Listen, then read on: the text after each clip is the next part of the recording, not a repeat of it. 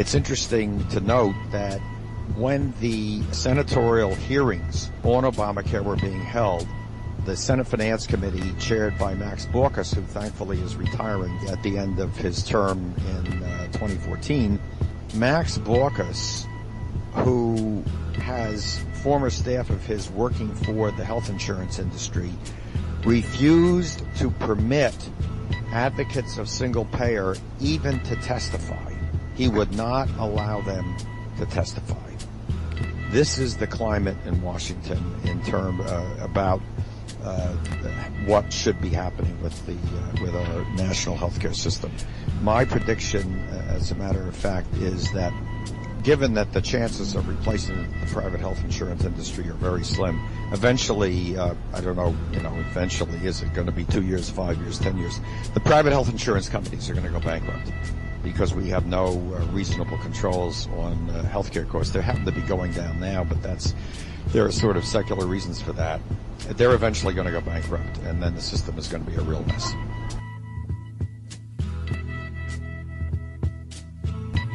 Broadcasting from New York City to the world, it's the G-Man Interviews.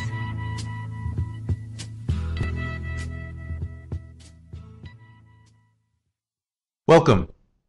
In May of this year, the New York Daily News reported that sex trafficking operations had expanded outside of the Queens area and into the suburbs of New York City.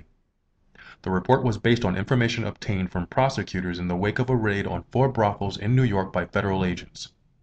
A total of 13 people were arrested for alleged involvement in a sex trafficking and prostitution ring, which is believed to have been operating since 2008. The report notes, Immigration and Customs Enforcement, ICE, raided brothels in Yonkers, Poughkeepsie, and Newburgh on April 30th. ICE Special Agent in Charge, James Hayes, told the Daily News, "We see here that they've moved farther out. It seems like the word is getting out that we're cracking down in the New York City area." In a previous news report, CNN shed light on the fact that sex trafficking is a multi-million-dollar business operating just a few blocks away from the nation's capital. As day turns into night in Washington, D.C., life changes on the street. Here, just a few blocks from the White House, at night, the corridors of power are the territory of pimps and their prostitutes. Many are children and teenagers trafficked into the sex trade. What you see 2 blocks away from the White House are women and children being forced out. These are trafficking controlled areas. All the money goes to the trafficker, and they are beaten and forced out every night. The average age of entry is 11 to 14 for girls, and boys 6 to 9 years old. On Washington's upscale Embassy Row, trafficking into forced labor has caught the attention of the police. There are a lot of what we believe to be domestic servitude cases where they're actually it's almost like an indentured servant. The police are trying to crack down on traffickers, but the sex trade alone is worth millions of dollars every year, and the buyers keep coming. President Obama had to walk out of his front door, at 2 or 3 in the morning, and he would go 2 blocks away and see traffickers forcing women and girls out on the street every night, right here in the United States. President Barack Obama has indicated that all available resources would be directed at combating human and sex trafficking in America and abroad. Last year, while speaking at the Clinton Global Initiative annual meeting, the president stated the following. It ought to concern every person because it is a debasement of our common humanity. It ought to concern every community because it tears at our social fabric. It ought to concern every business because it distorts markets. It ought to concern every nation because it endangers public health and fuels violence and organized crime. I'm talking about the injustice, the outrage of human trafficking, which must be called by its true name, modern slavery.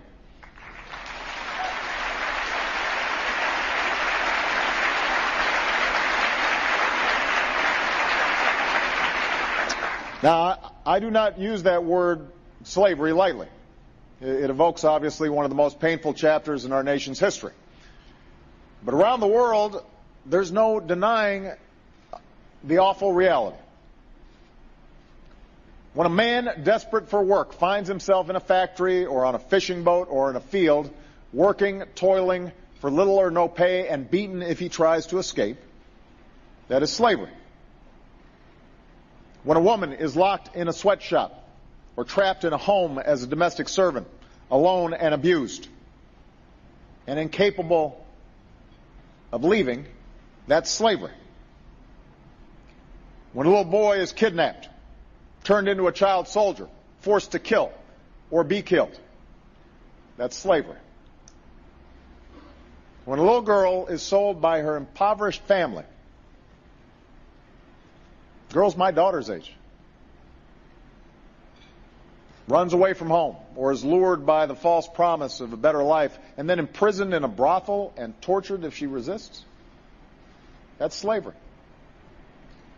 It is barbaric and it is evil, and it has no place in a civilized world.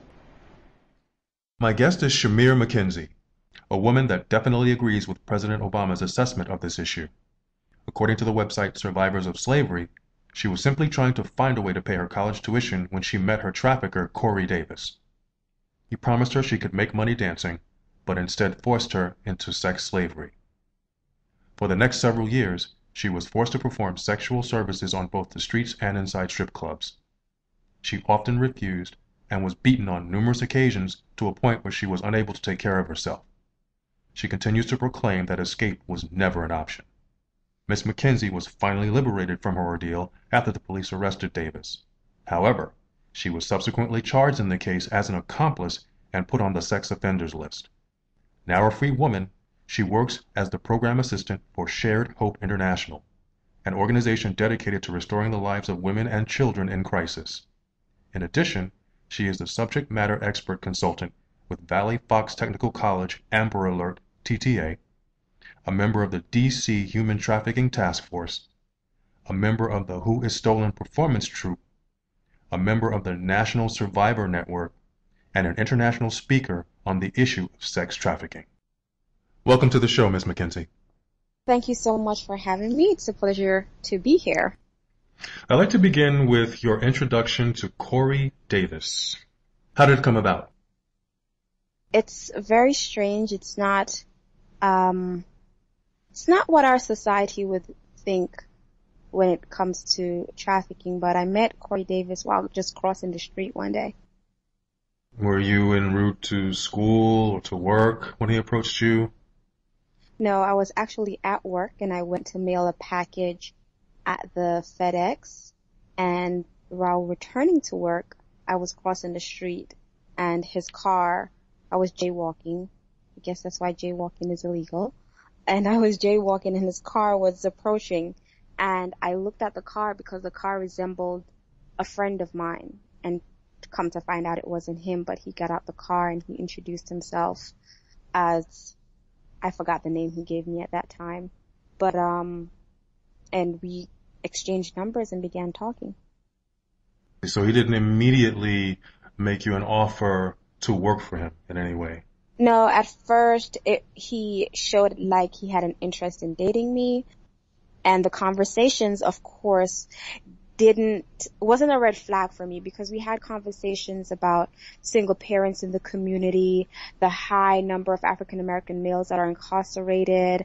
We talked about politics. We talked about various things. He said he graduated from Morehouse College. So I was never thinking that he would be this type of person. And eventually, once it was discovered the type of person that he actually was and the type of promises that he was making to you, did it ever occur to you, or did you ever consider the old adage, if it sounds too good to be true, then it probably is? I did consider that, but he had a good argument at that time. I thought was a good argument. For example, when I asked him what he did for a living, he said, I want you to like me for who I am and not what I do. And at that time, I believe, in my opinion, that was a concrete answer, because a lot of men in certain societies or in certain groups, you have women that are referred to as gold diggers. So I didn't want to come off as a gold digger. Now, surely there will be those who will listen to this interview and say, everyone knows the life of a dancer or stripper can be dangerous. If she really needed money for college, why didn't she just play it safe and get a job at McDonald's or Costco's? She got what she deserved. What would you say to them? I would say that our society is not educated on the dangers of a strip club. That is why a vast number of members of society still support the idea of a strip club. This is why when we're having a bachelor party, and you could even ask an audience, when you hear bachelor party, what comes to mind? Everyone says strippers. No one ever objects to a strip club. So why would I object to a strip club? When we're having our own parties, our own entertainment, we think stripping is okay. And of course, I did have a job, and I was trying to save up to come to school when this guy said he would help me. Once you entered into this world, you suffered a series of beatings in the process. Is that correct? Yes. Do you recall the worst beating you suffered? In my opinion, every one was worse because I've never had a man put his hand on me before that. My father died before I was born.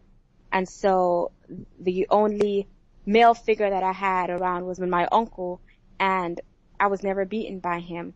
So to actually feel the wrath of a male was traumatizing for me.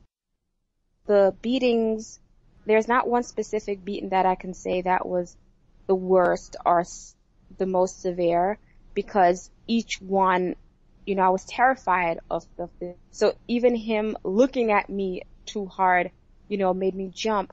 But, there was just one occasion where I remember that I was ready to die. And so I wasn't compliant.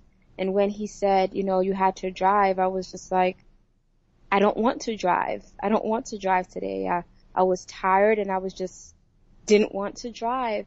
And he said, well, choose between death or driving. And I chose death because at that point I figured, death will be better than a beating. Death would be my way out. Death would mean that I would get hurt because I put myself in this situation, and no one else would get hurt for my stupidity. And so he said, okay, you want death? And he asked me to open my mouth, and he put a gun in my mouth and he pulled the trigger. And I just remember thinking that I was dead until I felt the blows of the gun to my head. That was one scary moment. Because, I'm not dead. And in that split second, you may think you want to die. And when you come that close to it, you realize, no, I really don't want to die. Davis was the primary abuser. There weren't any other men who abused you physically. No, he was the only guy. And did you witness other women being beaten or sexually abused on a regular basis? Yes, I did. Every single day, I witnessed other women being, and that was difficult for me too, because I remember the very first time I saw him beat someone else, I thought she was going to die. And I was talking to another girl that was there, and I said, we have to do something. He's about to kill her. And I went up to him and I said, you're about to kill her. Just leave her alone. Stop hitting her. And he said, this is Pimp's business. Stay out of Pimp's business. Or do you want to take the beating for her? And the other girl said to me, see, I told you so. Like, you can't interfere if he's beating another person. You can't do anything about it. And we just sat there and we just cried the way he was beating that young lady. Given the routine nature and severity of the beatings, was medical care provided? And if so, how? Medical care was never provided unless it's severe. I remember on one occasion he sliced a girl from her skull to her neck to her back with a box cutter, and we had to go to the hospital for that. Another time he had... I'm sorry, how did he explain that away without the authorities becoming suspicious or involved? Well, for that occasion, I remember he caught her smoking weed at the club, and you shouldn't be doing anything else but working. And so that's why he sliced her in the head with the box cutter. And I just remember driving behind him, and he pulled over, I pulled over, and he was walking towards the driver's side, and she came out the car, blood dripping everywhere. And of course, to any individual, if you are pulled the car over and you see someone with blood dripping, you're gonna freak out. And so when he came to the car, I was just freaked out, like, what's going on? And he was like, take her to the hospital. And, in that split second, I was like, what? Like, still in shock. And because I responded that way, he beat me up for my response. And so when she got in the car, she told me that he cut her with the box cutter. We went to the hospital. They took her in right away because it was so severe. And when I went there and I asked for her, he gave us names to use on the street. So I only know her street name. I didn't know her real name. And she gave her real name. The police was called, and the cell phone that I had, he had me stay on the phone the whole time so he could hear what's being said. And it's like, you know the routine. You don't tell anyone you have a pimp. And even when they came and they asked, what car did I drive, and they ran the plates and the registration, I didn't even know the name that was on the car. And so when they asked me who was this person, I couldn't even tell them who the person was. And so I said, well, I got the car from my boyfriend. They were asking what happened. And I was like, someone beat her up. I don't know. I saw her at the strip club. And they knew, based on the story that she told them and the story that I'm telling them, that something wasn't right. Because they went back to the car and they saw other girls' dance bags in the car. And I couldn't give an account for whose bags those were. And after the back and forth, they said to me, well, we're going to leave because she don't want to cooperate anymore, and we can't force someone to cooperate with us. But any of them... I'm sorry, go ahead. But I believe that if law enforcement was trained on sex trafficking, they would have better been able to ask questions and to identify that this is a pimp control situation and take other measures without her cooperation. Did any of the men that you kept company with notice you'd been beaten and offer to help? Yes, because I remember at one time he had beaten me when I couldn't stand up straight, and I went to the club and the customers were looking at me weird, and they knew of his aggressive behavior because he wasn't afraid to beat us in the club, outside the club or wherever. And the manager, who was a male, he said to him, I can't have her working today because the customers are complaining and this is bad for business. But no one said anything to me about it. No one offered to help me. But the manager did say to him, I don't want her working today. What prevented you from somehow contacting family members or friends for help? The fact that he said he would kill me or my family if I would leave. And I just, when someone tells you that they will kill you and you haven't seen any action to back that up, you will call that person, they're just bluffing. But when someone beats you to that point that you feel like you're gonna die, and when you witness this person in action, you're gonna take that person for their word. So when he told me, if you ever call the police, and I remember one occasion he said, if you call the police, I can have you call a girl that had called the police, but too bad she can't speak to you right now.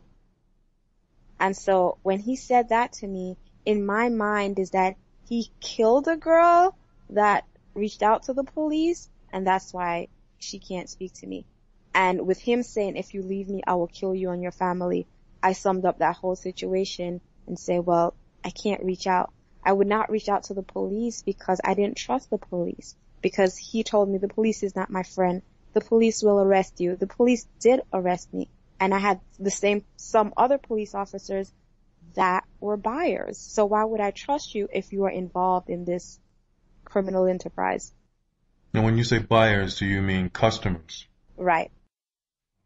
News reports have indicated that many sex trafficking victims were forced to take drugs to make them compliant. Were you ever forced to take drugs? No, he didn't believe in having girls use heavy drugs When I say heavy drugs, I'm talking about drugs that's outside of marijuana. Some of the other girls, they smoked marijuana, but he would have to provide it. So they could only smoke when they come home from work. They couldn't smoke while at work, and they couldn't buy the marijuana because he believed other substances are addictive. And if they get addicted to those substances, then the girls would use his money to buy the drugs that they needed. Complete this sentence. The most horrifying thing I witnessed during my captivity was... The most horrifying thing was, like I said before, that girl who was sliced with a box cutter. Okay. Because it was just like the blood. We were both started to cry. We both thought, she was gonna die. And it was just one of those situations where, the beatings, after a while, it's a norm to witness a beating. It's a norm. The feeling is gone. You're numb to those. Even you yourself getting beat, it's like you're numb to it. But to come to that point, it was like the worst feeling, the worst experience. Now, Corey Davis was eventually arrested and convicted, but the nightmare for you continued when you were arrested for a number of prostitution-related charges. Can you tell us about the situation and if the charges are still pending? Well, I wasn't arrested for prostitution charges. I was arrested as a co-conspirator to his enterprise. Because of the lack of education and awareness on the issue of sex trafficking, when a pimp is arrested, they oftentimes seek to arrest one of the girls, or the girl that is most closest to him, and that phenomenon is known as the bottom girl.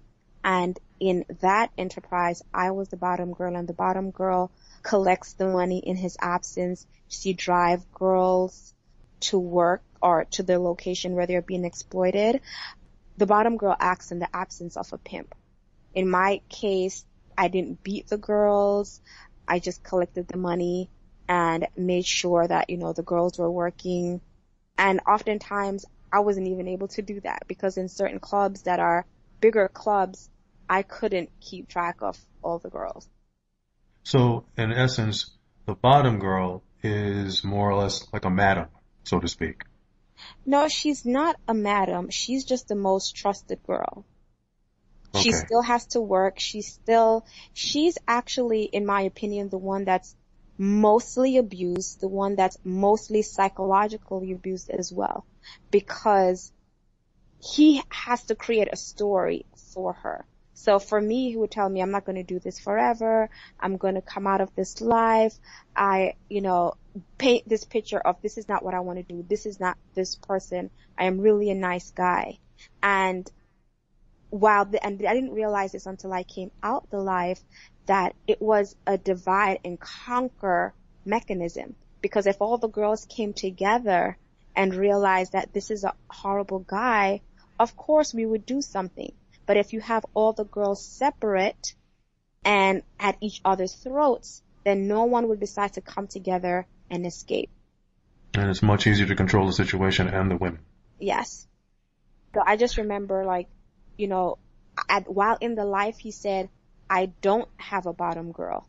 It wasn't until I was arrested for conspiracy to the Mann Act, which is a federal charge, that I realized, hey, I was the bottom girl because I did drive, I did collect the money, that I realized that I was the bottom girl. But while we were enslaved, he said, I don't have a bottom girl, because that creates competition. The bottom girl, she's the girl that makes the most money. So if he says I don't have a bottom girl, then we all want to make more money. We all want to be in his good graces because we know what it's like not to be in his good graces. And for the record, when I brought up the point that you were arrested for a number of prostitution-related charges, that information was obtained from various news reports that are online and are in print. So thank you for clearing that up. Well, sometimes the media don't report accurately due to knowledge and awareness on the issue as well, because when the story first came out, it came out as if I was the assistant to the pimp, as if I too wasn't enslaved or psychologically and physically abused. And as far as any pending charges? The charges, I took a plea because when, they first presented this charge to me, I had to serve 3 weeks in jail because they came to my house and they arrested me. And when the federal agents arrest you, it's their policy that you have to spend 3 business days in jail. Well, my prosecutor wasn't available to overturn that, so I had to go to jail. Those 3 days turned to 3 weeks. And it was a very horrible situation for me because I was here thinking, why am I the one arrested and charged? What did I do to be arrested and charged? This was, I was under the control of someone else. I was forced to do this, and why can't they see that? And so I did cooperate with the police, and in my eyes, I'm thinking, through my cooperation, they will see that I am a victim and not a criminal. And so after those 3 horrible weeks, and after experiencing some of the same tactics that he used to control his criminal enterprise, experiencing some of those tactics in jail, when they told me if I don't take this plea, I'm going to be faced with 5 years in jail, in my mind, I was like, 5 years in jail for something I did not do, 5 years in jail for being innocent. The plea was a better offer. And even though I didn't agree with some of the terms of the plea, that I knowingly and willingly transported minors across state lines. So right now, I'm finishing up my last year of probation, but I'm moving beyond that. I'm not letting that be an obstacle in my life. How has your ordeal impacted your relationships with men? Well, of course, the trust issue, and this not only with men, this is with any individual. I have to work on learning how to trust men, and that not every single guy, is a horrible person. That there are truly genuine guys who are care for women, and there are those type of guys out there. What have you discovered to be the biggest misconception that people have about sex trafficking in America?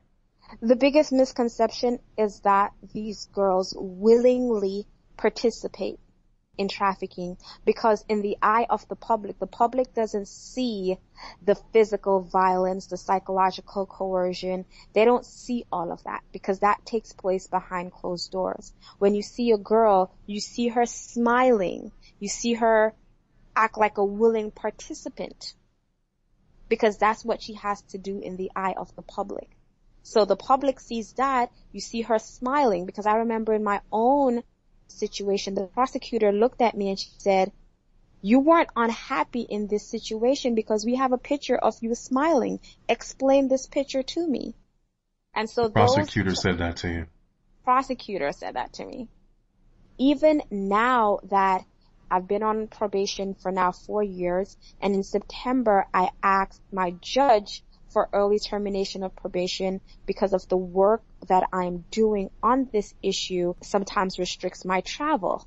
And so my judge responded that while the court, and this is her exact words, while the court applauds Miss McKenzie for all her efforts in combating the issue of sex trafficking, her request for early termination of probation has been denied.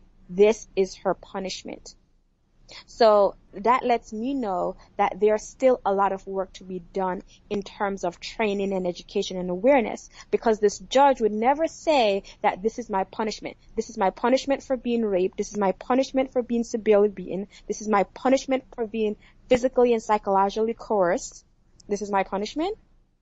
So that just tells me that our criminal justice system needs to be addressed. There are some laws that need to be in place, and our judges and prosecutors, all professional levels, need to understand the psychological control and the physical coercion that takes place when one is enslaved and is captive by a pimp. It was also reported that you've testified before the Congress. Is that true? Yes. As of 2013, there are 541 members of Congress. Out of that number, only 100 are women, with 80 serving in the House and 20 in the Senate. Given the fact that men control the sex trafficking industry and male politicians have been caught with prostitutes on numerous occasions, are you concerned that the matter will not be taken as seriously as it should by male members of Congress? Well, I cannot speak for all members of Congress because I do know that we do have some very hard-working members who are getting laws in place. So I do think that, we all have a lot of work to do. It's not just Congress, it's everyone, and this issue will never be eradicated unless we collectively combat this issue. So I will never sit here and pick at one particular group to say, okay, Congress, this is as a result of you, or law enforcement, this is as a result of you. It takes a collaborative effort. And, well, I have clearly seen where, things are starting to change, but it is a slow process. In 2012, for that legislative session, 240 bills were introduced relating to this issue, relating to child sex trafficking. And that's just child sex trafficking that Shared Hope follows. Well, in the 2013 legislative session that is still going on, over 700 bills have been introduced. Last year, 78 bills were passed in 33 different states. I don't remember the current number of how many bills have passed for this legislative session, but based on the bills that we have been tracking, over 700 bills were introduced this legislative session relating to this issue, which is more than double of 2012. So that tells me that somewhere, somehow, work is being done. And if it's not from a legislative standpoint, it's from a grassroots standpoint, but someone is doing something. So we just have to continue to come together and, educate those who do not know about this issue, help them to understand the control and the manipulation and the force that takes place with these girls, and that a criminal conviction is a barrier to restoration. Over the last few years, you've partnered with the Frederick Douglass Family Initiative, Shared Hope Initiative, Survivors of Slavery, and other prominent organizations. Can you briefly discuss your affiliation with each and their objectives? Well, I am on the Speaker's Bureau for Survivors of Slavery and the Frederick Douglass Family Foundation. And these are two organizations that realize and are aware of the role that I played in my enslavement. They understand that I was in fact a victim, but is treated as a criminal, and have given me the platform to be able to spread awareness on the issue of sex trafficking.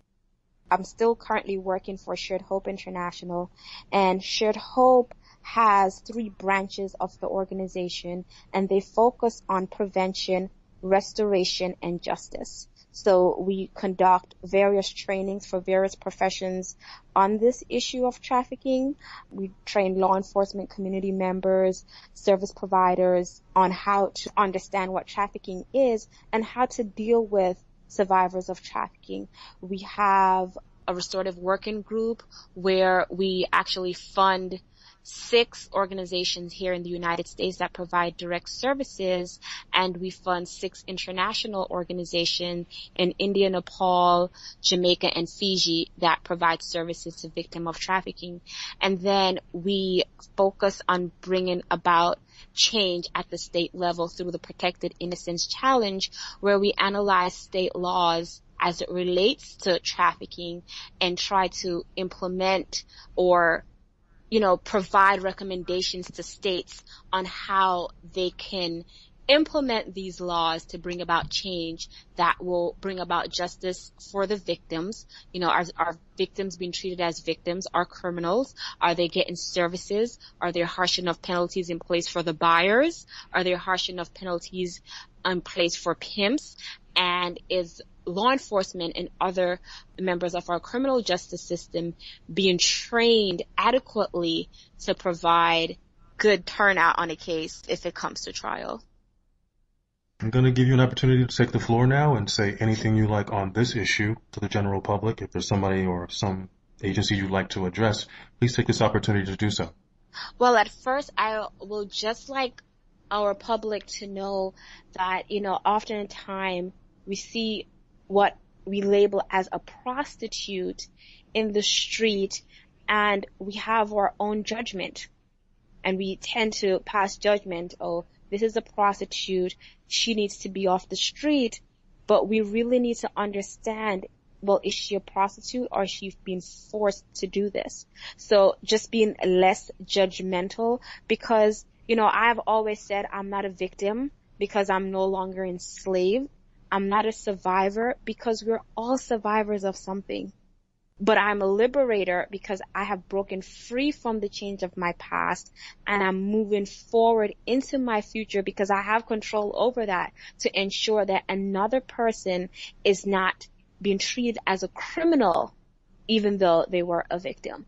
And so, my passion is about getting these laws in place where these pimps get the punishment that they deserve, that these buyers too get the punishment that they deserve, because clearly we have this problem because of the demand for sex. That's what drives this issue. Men purchase sex. Men are involved in pornography. Men want to see that. So a lot of people don't think pornography has a role to play in trafficking. Well, it does. What would you say to young women, be they runaways or young women that are having problems with their families and they just decide to leave with no place to go and they end up on the streets and could become vulnerable to the sex trafficking industry? I would just really tell young people that we were all young at some point. We all understand that, it's a part of growing up. It's a part of being a teenager where we want to do our own thing sometimes. And, that's just one specific population, because we do have those kids who are running away from something at home, who are being abused at home and don't want to be there. So for those kids who are being abused at home, or that young person who's been abused at home, I just want them to know that there is help out here. There are organizations out here specifically for you that can assist you with the help that you need. So it doesn't have to take a pimp that will help you. For the other young ladies or young men who are not being abused, I would just say listen to your parents, or find a trusted adult that you can trust to share different situations that's happening in your life. Because these are the people that truly love you and truly care for you. A pimp doesn't truly love you or care for you. He only sees you as a commodity. He only sees you as someone that can make him money. And if you can't make him no money, you are of no use to him. My friend Rebecca Bender, her favorite line is, we're destined for greatness. And so I wanted to share that with whosoever is listening, that, you are destined for greatness. You're not going to be under your mom's control forever. And so right now, the things that mom or dad may have in place, they're only to help you to become a better person. And keeping on that theme of help, how can people contact you for additional information or help regarding this issue? Well, I do have my website, survivorsofslavery.org, and there are other speakers are on there. And so if you just click on my name, there's a box there that you can send me an email. And I do sometimes, if I'm not traveling, I do a very good job at responding to my email. But they can also visit sharedhope.org for additional information on policy, how they can actually do something right now. If they go on Shared Hope website and just go under policy, actually, let me just get on my computer and I could walk people through the steps. If you go on Shared Hope's website and go to Legislative Action Center, you can actually bring about change right there by writing to your elected officials follow. We have this tool on our website called CapWiz. You can follow what laws are being introduced into your state and write to your legislators and say, hey, I need you to pass this law for whatever reason it is. Different laws focus on different things. Some address penalties for buyers, some increase penalties for traffickers, some focus on asset forfeiture, and so just to let your legislators know that this is something you care about. So you can take action right there. And the address is sharedhope.org. You can also go on the site to learn more about human trafficking. I also do speaking engagements, so if you want to learn more, you can also book me as a speaker. I'll come out to anywhere in the country and speak to you and educate you more on this issue of trafficking.